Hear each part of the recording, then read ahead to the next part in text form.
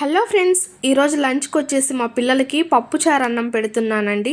ఈ పప్పుచారు అన్నం ఎంతమందికి తెలుసో కామెంట్ సెక్షన్లో కామెంట్ చేయండి. చాలామందికి తెలియదంట పప్పుచారు అనేది, చాలామందికి కూడా పప్పే తెలుసు అంటారు. నేనైతే ఇక్కడ ఒక స్పూన్ నెయ్యి వేసి అయితే పప్పుచారు పోస్తున్నాను. ఆంధ్ర పప్పుచారు ఎంత ఫేమస్ అందరికీ తెలుసు కదండి, సూపర్ ఉంటుందండి. ఈ విధంగా పప్పుచారు చేసి ఒక్క స్పూన్ నెయ్యి వేసి పిల్లలకి ఇచ్చామంటే ఈ విధంగా అన్నం కలిపి పిల్లలు అంత ఇష్టంగా తింటారనమాట. అంత బాగుంటుంది. ఒక్కసారైనా ట్రై చేసి ఇదే విధంగా కలిపి పిల్లలకి ఇవ్వండి.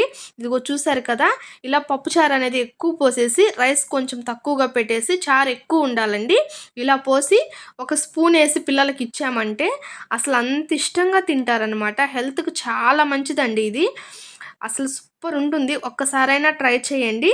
ప్లీజ్ వీడియో నచ్చితే లైక్ చేసి ఛానల్ని సబ్స్క్రైబ్ చేసుకోవడం మర్చిపోవద్దు ఫ్రెండ్స్. ఓకేనా? Thank you for watching.